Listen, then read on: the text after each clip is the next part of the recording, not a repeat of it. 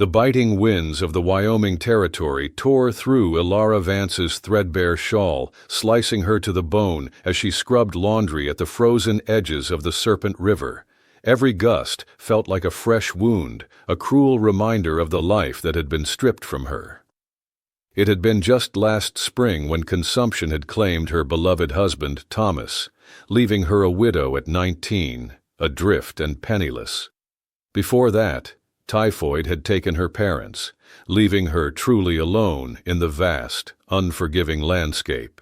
Since then, she had clung to the margins of Thistle Creek, a dusty, struggling settlement that offered little more than contempt for those who, like her, had fallen on hard times. From the rugged ridge overlooking the settlement, Caleb Thorne observed the slender, solitary figure toiling by the water's edge. A man of quiet strength and deep roots, Caleb was a respected rancher, his family's homestead a sprawling expanse nestled deep within the valley.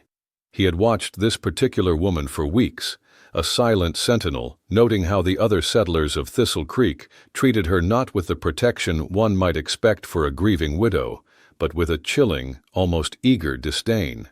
They saw her vulnerability as an invitation for exploitation, or perhaps simply as a weakness to be scorned.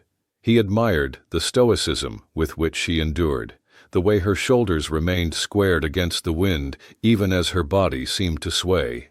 That afternoon, as three drunken drifters stumbled towards Ilara, their intentions as clear as the whiskey on their breath, Caleb felt a familiar heat rise within him.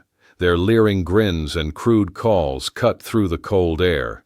Ilara, clutching her washing paddle like a makeshift weapon, instinctively backed away, her breath forming frightened clouds in the frigid air. The sudden thunder of hoofbeats scattered the men like startled prairie chickens as Caleb rode between them and their prey. His imposing figure, broad-shouldered and weathered by sun and wind, needed no words, his stern expression a universal language of warning across the divides of town and ranch. His hand rested casually on the worn handle of his knife, a silent promise of swift retribution. He spoke in a low, gravelly voice, deliberately breaking his words into slow, distinct pieces for emphasis. "Leave her." The drifters, recognizing the unyielding resolve in his eyes, quickly slunk away. That night, huddled in her tiny, drafty lean-to behind the livery stable, the memory of the rancher's intervention replayed in Ilara's mind. It was a scene etched deep into her consciousness, a stark contrast to the indifference she had grown accustomed to. No one had stood for her, offered protection since her father's death, and certainly not since Thomas had succumbed to his illness. Yet, a man considered an outsider, even an enemy by many in Thistle Creek, had risked confrontation for her. The sheer, unexpected kindness of it left her reeling, a foreign warmth spreading through her chilled limbs. She tried to reconcile the harsh whispers about those Thorne folk with the quiet, resolute power she had witnessed. Neither Ilara nor Caleb could have imagined how this single act of defiance would ripple through both their communities, challenging ancient prejudices and igniting dangerous resentments. Nor could Ilara have predicted that within a fortnight she would stand before the Thorne family's council fire, facing the most unexpected proposal of her young life. Begin your own journey of unexpected alliances and unwavering determination. Click here to discover the full story of Ilara and Caleb and uncover the truths that bind us all. The morning after the river incident, Ilara arrived at Silas Croft's general store with angry, dark bruises marring her wrists where the drifters had grabbed her. The sting was a physical manifestation of the vulnerability that was her constant companion. Croft, a man whose ledger of debts seemed to grow thicker each season as the harsh Wyoming winters stretched the settlers' resources, barely glanced up as she entered. His attention was fixed on the numbers, his perpetual scowl deepening with each calculation. "You're late," he snapped, slamming the heavy book shut, the sound echoing unnervingly in the quiet store. "And there's talk you were seen consorting with one of those Thorne folk yesterday. Explain yourself before I reconsider your position here. I won't have my establishment tainted by such associations." Ilara kept her eyes lowered, a lifetime of deference ingrained in her posture. With practiced, almost ritualistic precision, she began arranging jars of preserved peaches on a dusty shelf, her hands moving with a meticulousness that belied the tremor in her heart. "He merely prevented a situation at the river, sir," she murmured, her voice thin but steady. "I exchanged no words with him beyond a simple, 'thank you.'" Her thoughts, however, betrayed her neutral tone, replaying the warrior's intervention. How Caleb Thorne had seemed to materialize from nowhere, his dark stallion's breath steaming in the cold air, a powerful, silent force of nature. Unlike the white men of Thistle Creek, his intervention had required no payment, no promise of favors, no degrading implication of future obligation. It had been pure, unadulterated protection. The bell above the door jangled, announcing the arrival of Mrs. Beatrice Finch, a woman whose sharp, discerning eyes immediately found Ilara's bruised wrists before darting suspiciously to Silas Croft.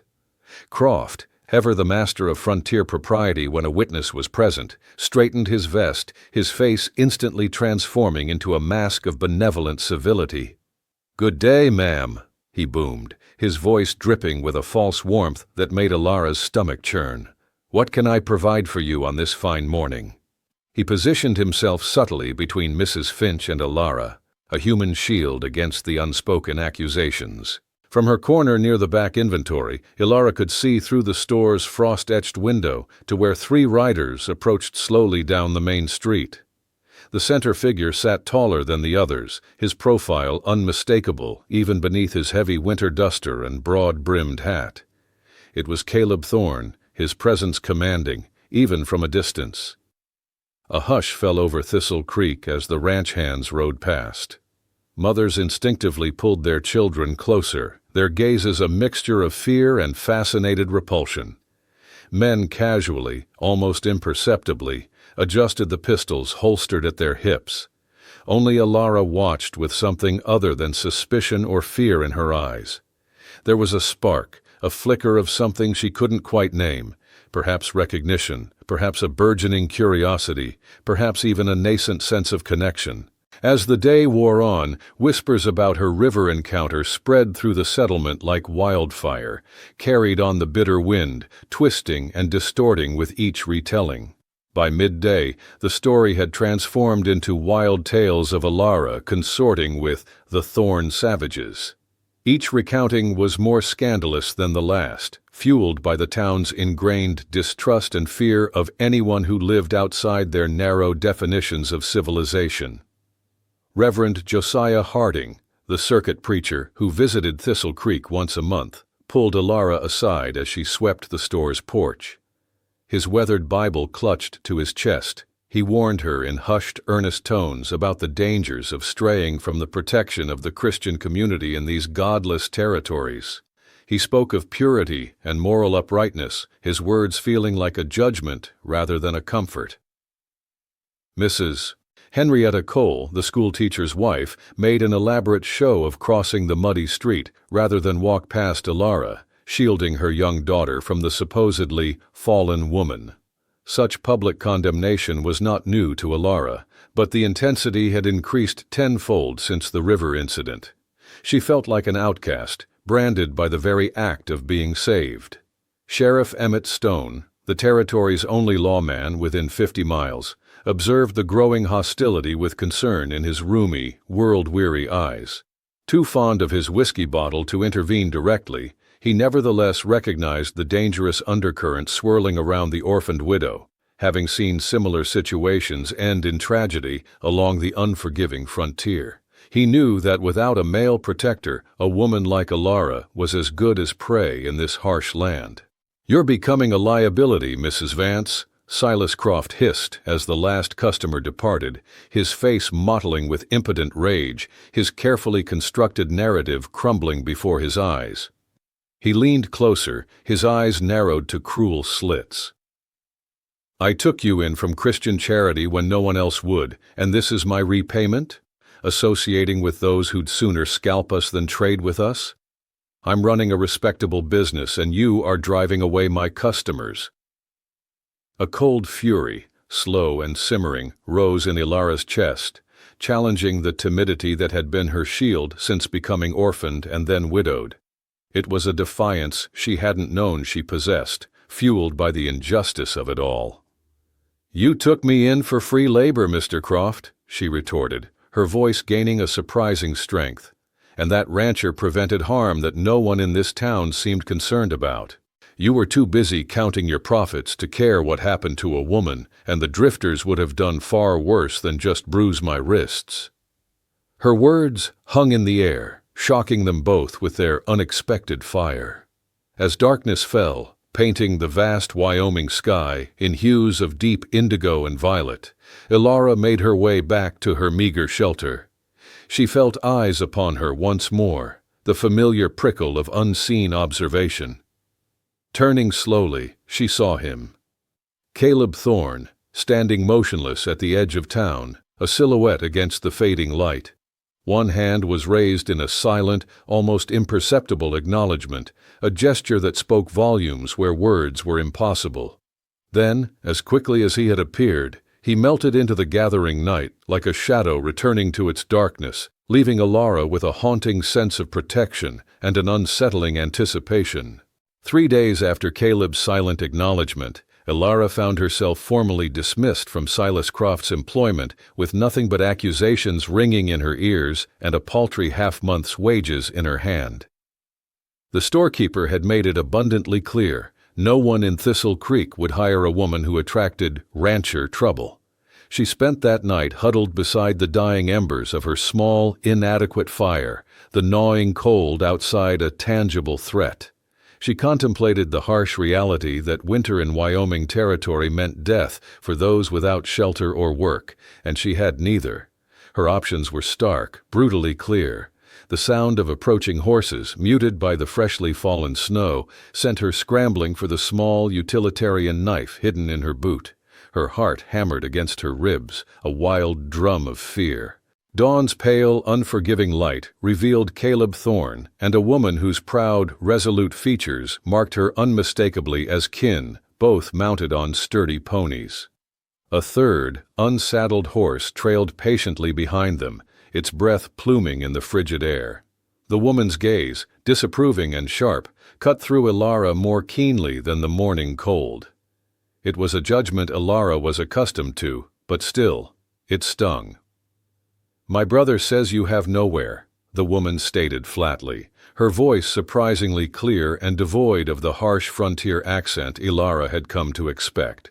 Her English was remarkably precise. "I am Anya. Our father learned your tongue from missionaries who passed through our lands many years ago and taught us both. Come or stay. Choose quickly.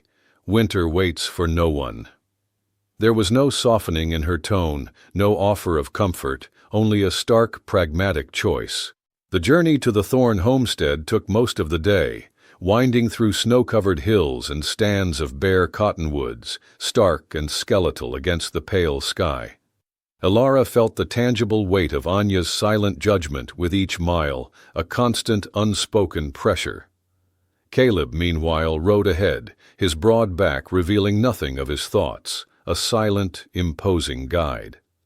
The homestead appeared suddenly, nestled deep within a sheltered valley, a cluster of sturdy cabins and outbuildings, smoke from the stone chimneys rising in straight columns against the clear winter sky. Children paused in their play, their curious eyes wide, and women looked up from their work as the strange procession entered. Dogs barked announcements of their arrival, their wolfish forms circling cautiously around Ilara's unfamiliar scent, their hackles slightly raised.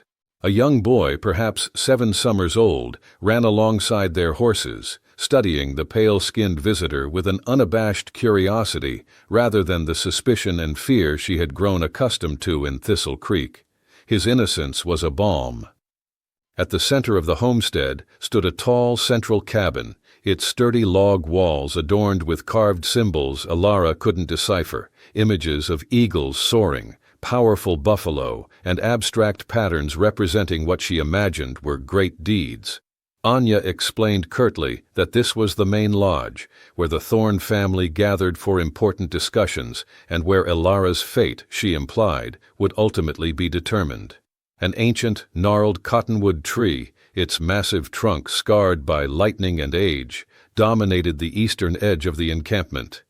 Beneath its bare winter branches, several elders sat wrapped in thick furs, their expressions impassive as they watched the white woman's introduction to their world. Their eyes, though ancient, missed nothing. Inside Anya's cabin, a warm, earthy scent filled the air.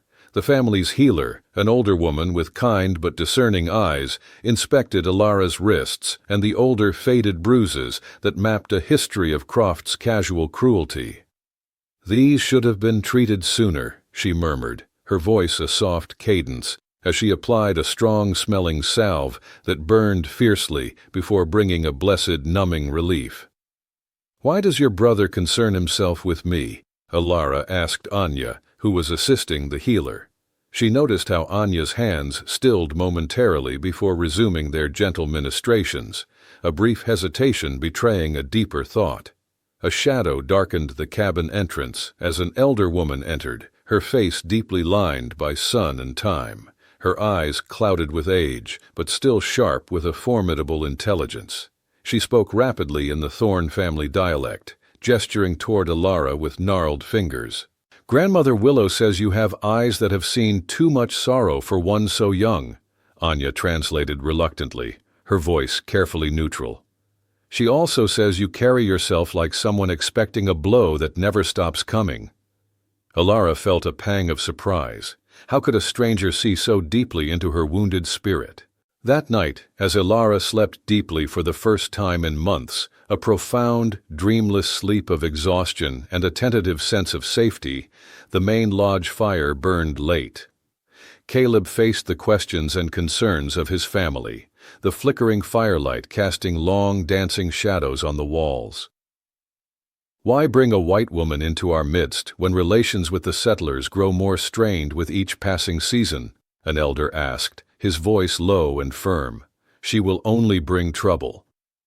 "I have watched her," Caleb explained to the circle of elders, his voice low but carrying the undeniable authority of his position as head of the ranch.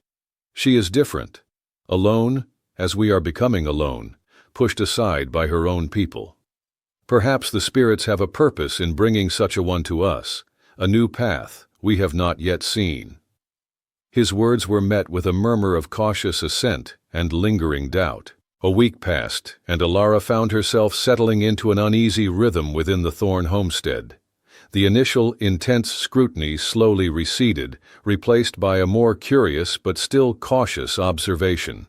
She helped with whatever tasks Anya assigned, learning to tan hides, prepare meals in the traditional rancher's way, and care for the smaller livestock. She was constantly aware of the curious and often suspicious eyes that followed her movements, but she met them with a quiet determination.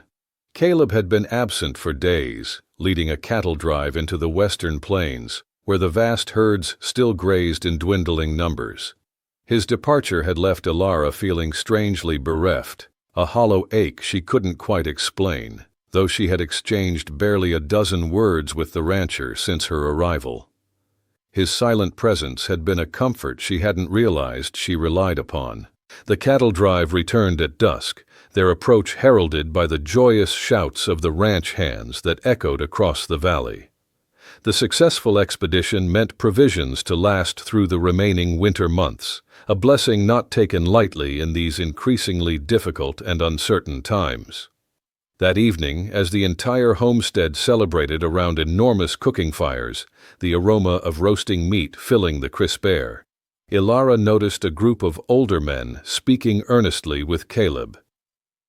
Their weathered faces were solemn despite the festivities, and their gestures grew increasingly emphatic as the discussion continued, their voices low and grave.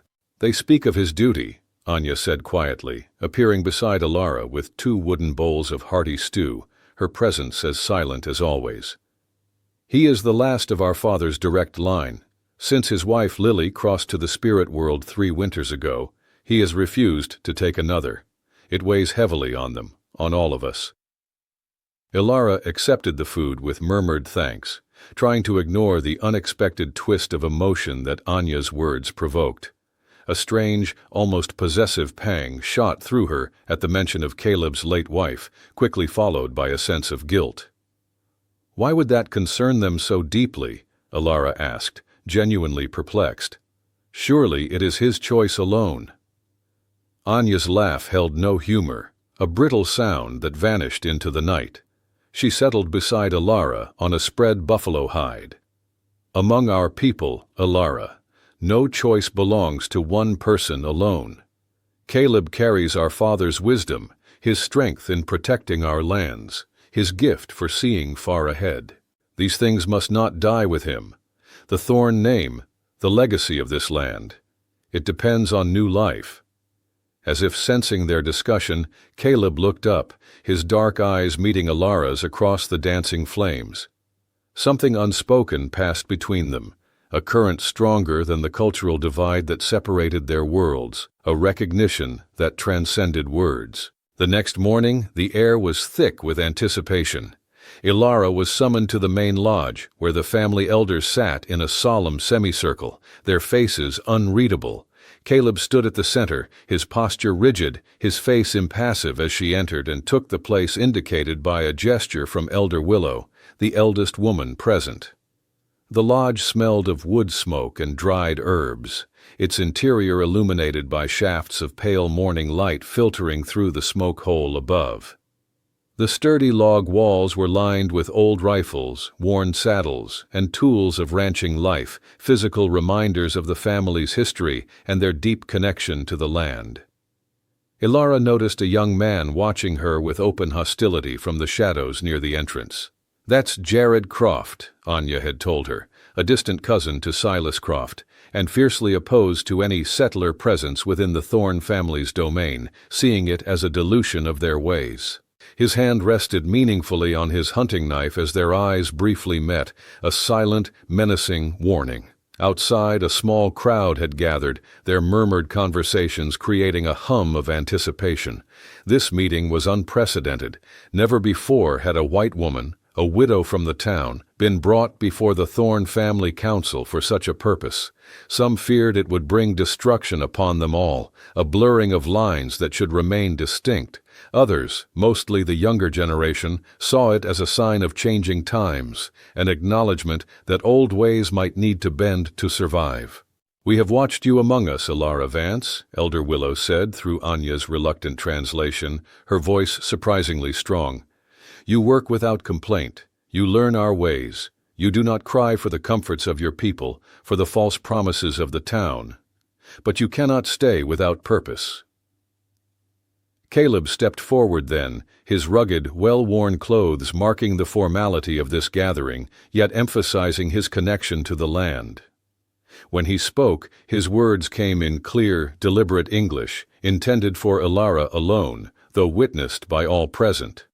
"My bloodline must continue. The Thorn name, this land, our way of life, it needs new stewards. My sons must be born to carry our ways forward in these changing times, to work this earth, to protect our heritage." His voice remained steady, though something flickered in his dark eyes, a vulnerability rarely seen, as he continued, the weight of his family's future resting on his shoulders. "Will you give me my sons and carry my name?" The main lodge fell into a profound, suffocating silence after Caleb's unexpected proposal. Ilara's breath caught in her throat, a gasp trapped somewhere between shock and a strange, unfamiliar hope. The full, immense weight of his words settled upon her, not a romantic overture, but a pragmatic alliance, a desperate plea for continuity, with implications that reached far beyond their two solitary lives. It was about legacy, about survival, about the very future of the Thorn family and their claim to this land. The oldest of the elders, Elder Willow, leaned forward, her roomy, ancient eyes studying Ilara's reaction with unsettling intensity, as if she could read the very thoughts in her mind. Through Anya's precise, almost robotic translation, she explained that such a union would be truly unprecedented. the bloodline of a respected rancher, deeply tied to the land, joined with a woman from the people who increasingly threatened their very existence, whose expansion gnawed at the edges of their traditional ways. "You need not answer now," Caleb said, his voice softer than before, a gentle ripple in the strained silence. 3 days to decide. No one will force you. If you choose to return to your people, I will take you safely back to Thistle Creek myself. You will not face the winter alone, nor the scorn of the town." His words were an unexpected balm, a gesture of respect that cut through the layers of her fear and uncertainty. He wasn't demanding, he was offering a choice, a genuine, albeit profound, choice. That night, sleep eluded Ilara. She lay awake in the quiet darkness of Anya's lodge, the scent of wood smoke and dried herbs filling her senses as she weighed her options, each one a precipice. Return to what? Starvation, or worse, awaited her in Thistle Creek, a town that had cast her out, where she had no true allies, and now carried the new, indelible stigma of rancher association. The image of Silas Croft's sneering face, the cold dismissal, the judgmental glares of the townswomen, it all replayed in her mind like a bitter, familiar song. The Thorne homestead, despite its foreign customs and its quiet, watchful inhabitants, offered something Thistle Creek never had, a fleeting glimpse of belonging, of purpose, of security. It was a terrifying leap into the unknown, but the alternative was a slow, solitary fade into oblivion. Morning brought news that traveled faster than seemed possible in the vast, untamed territory. Dusty Ben, one of Caleb's young scouts, galloped into the homestead, his face grim with urgency. 3 white men arrived at the trading post that marks the boundary between our lands and settler territory, he reported, his voice raspy from the ride. They are asking about the kidnapped white girl. Anya's face was grim as she relayed this information to Ilara, her eyes meeting hers with a newfound understanding, a shared sense of impending danger. "Silas Croft leads them," she explained, her voice low. "They are stirring up trouble, demanding the fort intervene." Caleb consulted quickly with the family council before approaching Ilara, who sat mending a torn dress near the central fire, her fingers still despite the anxiety churning within her. He knelt before her, his gaze steady, devoid of judgment. "I must know your choice before they arrive," he stated, his voice quiet but firm. "Not for my sake, Ilara, but for yours. So I know how to protect you. What stand I must take." The sincerity in his eyes stunned her, cutting through the fear and the ingrained caution that had become her second skin. In all her 19 years, no one had ever asked what she wanted, truly asked or offered protection, without demanding something degrading, something that diminished her, in return. His words were a revelation, a gift of dignity. "If I agree," she said carefully, measuring each word, her voice barely a whisper, "I would not be a proper wife in the way of your people. I know nothing of your customs, your beliefs. I would bring shame to your name." Her greatest fear was not of the unknown, but of failing, of proving herself inadequate once again. A rare, almost shy smile softened Caleb's stern features, a warmth that reached his eyes and made them crinkle at the corners. "My sister tells me you learned to prepare a buffalo hide correctly on your first attempt," he said, his voice a low rumble. "You work hard and listen well. The rest can be taught to one who wishes to learn. Our ways are not so different at their heart, Ilara, only our words." Ilara watched a pair of eagles circling high above the homestead, their synchronized flight a dance of perfect understanding, a testament to partnership and freedom. She had always been alone, even in the crowded, gossiping settlement of Thistle Creek, an isolated island in a sea of indifferent faces. Yet here, among supposed enemies, among a people whose language and customs were still foreign, she had found something resembling respect, a quiet acknowledgement of her strength, her resilience. The decision crystallized in her mind with the sudden clarity of a mountain spring. She recalled her father's final gasping words before typhoid had claimed him.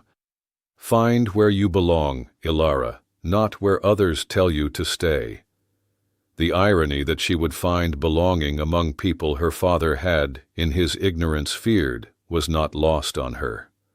It was a truth that settled deep in her soul, solid and unyielding. When Silas Croft and his companions arrived at midday, riding with 6 mounted soldiers from Fort Sterling, their presence a stark, imposing line on the horizon, they found not a captive girl, but Elara Vance. She stood voluntarily, defiantly, beside Caleb Thorne before the assembled family, her chin lifted with newfound dignity, her eyes meeting Croft's with unwavering resolve as she announced her decision to remain. Her voice, though soft, carried a powerful conviction. "I am Elara Thorne now," she declared, the new name feeling both foreign and profoundly right on her tongue.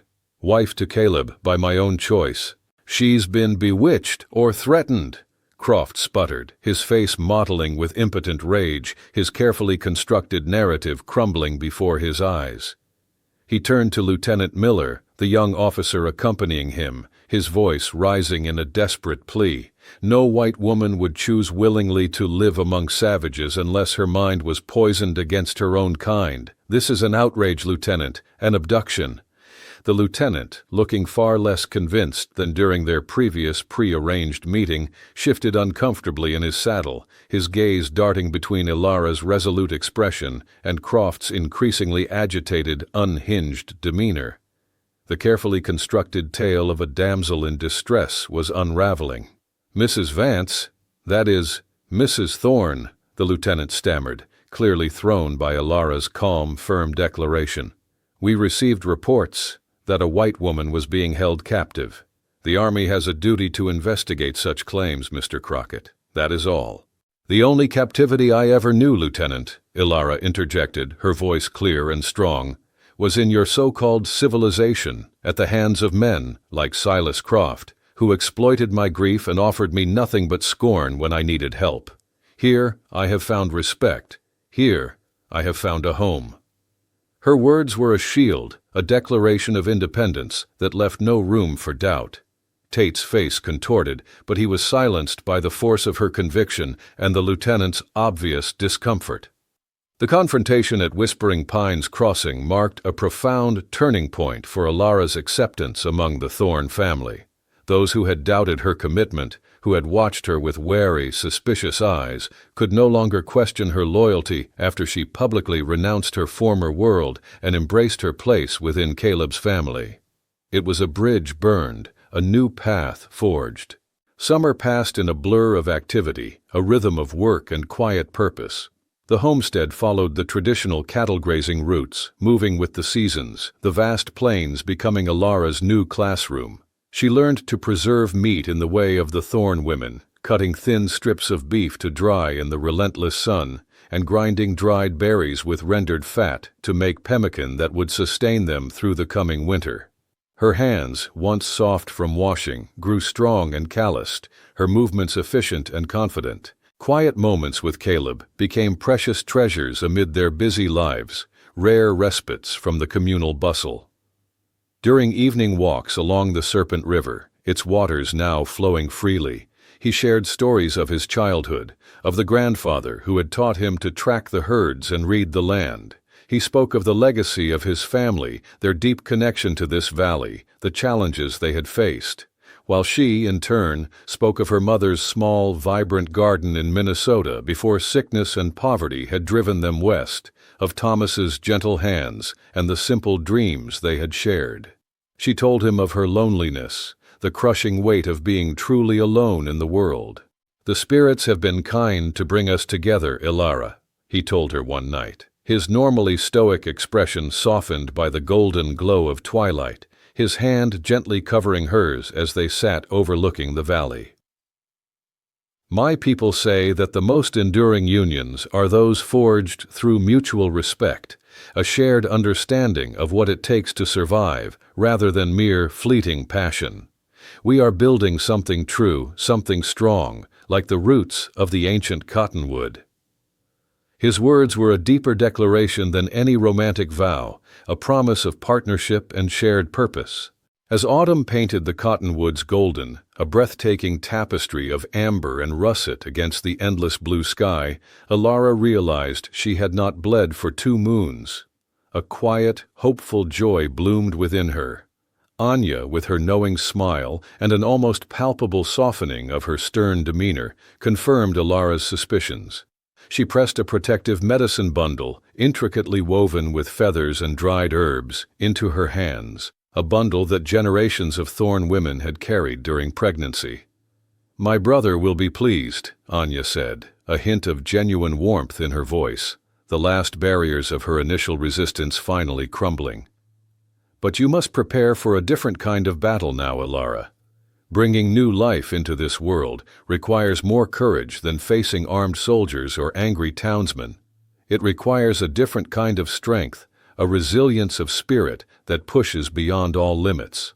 When Elara shared the news with Caleb, his customary reserve broke completely. For a fleeting moment, his stoicism vanished, revealing a profound, unrestrained joy. He lifted her in a celebratory embrace, a powerful, tender gesture, before setting her gently down.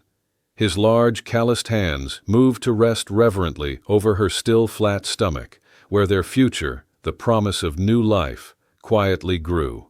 His eyes, usually so guarded, shone with a profound happiness she had never seen before. The first heavy snows came early that year, blanketing the landscape in a pristine, unbroken white. They forced the Thorn family to establish their winter camp sooner than planned, retreating to the sheltered valley that had welcomed Elara months before. It now became their haven, a sanctuary against the bitter Wyoming winds and plummeting temperatures. Winter solstice brought the sacred winter blessing dance, a ceremony to honor the land, the spirits of the ancestors, and to ensure the return of the herds in spring.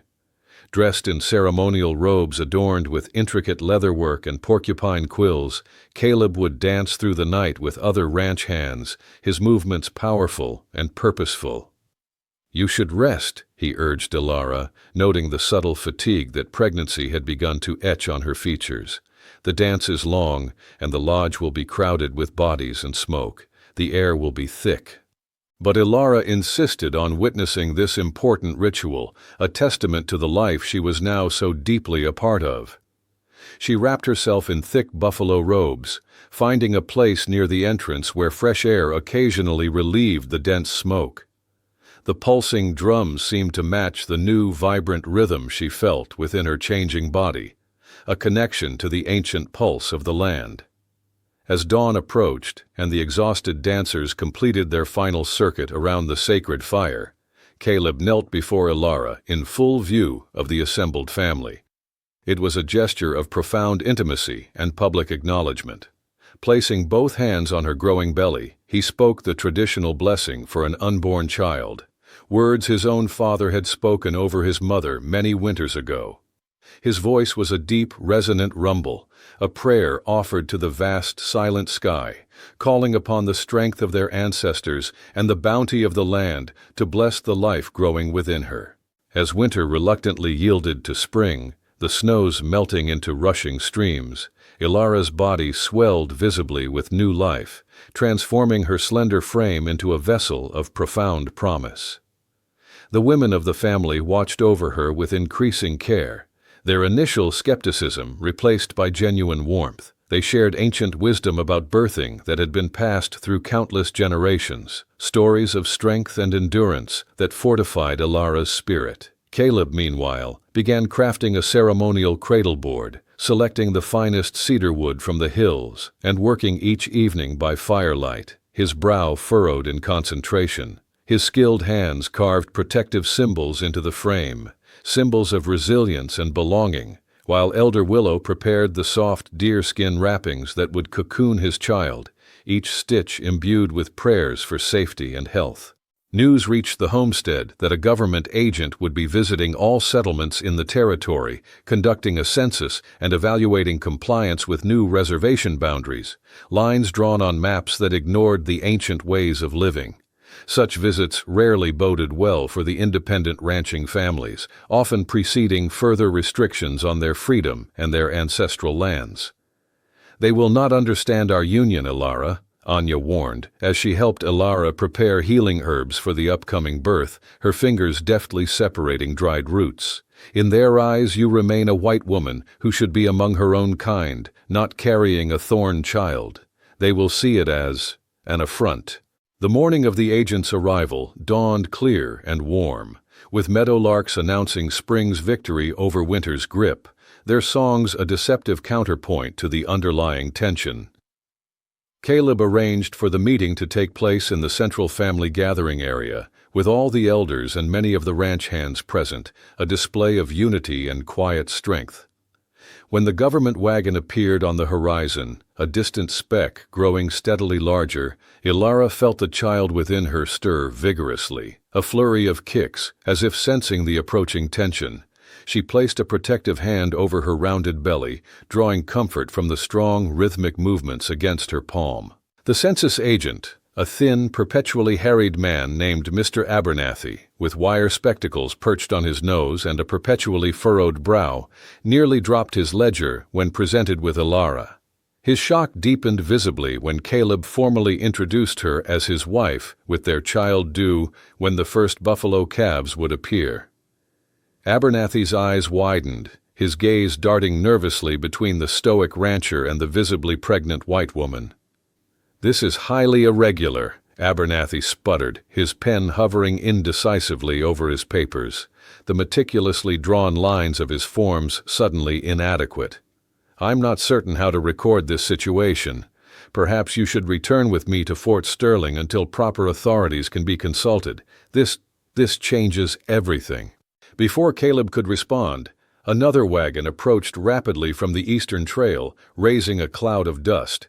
It was Silas Croft, accompanied by the same Lieutenant Miller from their previous confrontation, his face contorted with a triumphant, malicious glee. Their unexpected arrival transformed the bureaucratic visit into something far more dangerous, a volatile mix of personal vendetta and military authority. "There she is," Croft called out, his voice hoarse with accusation, pointing a trembling finger at Ilara. "Now you can see with your own eyes, Lieutenant. Heavy with a half-breed child and clearly kept here against her will, we've come to end this abomination once and for all." Lieutenant Miller, looking far less convinced and much more uncomfortable than during their previous meeting, attempted to maintain order as Croft's volatile emotions threatened to ignite the already tense situation. "We received reports that a white woman was being held captive," he stated, his voice tight. "The Army has a duty to investigate such claims, Mr. Crockett. That is all."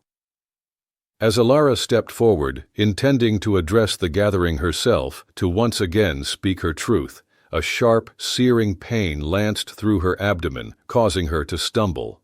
It was a pain unlike any she had ever known, a profound, undeniable contraction.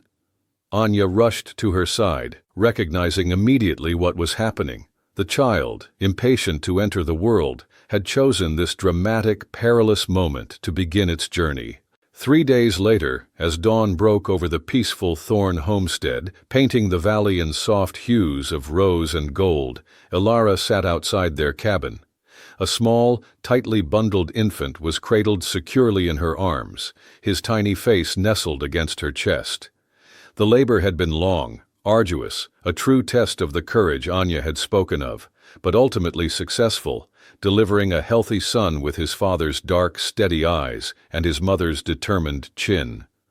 Silas Croft had departed in disgrace, his face a thundercloud of humiliated fury after Lieutenant Miller had witnessed Ilara's fierce declaration, made between labor pains, that she had found her true home among a people who valued her strength rather than exploited her vulnerability.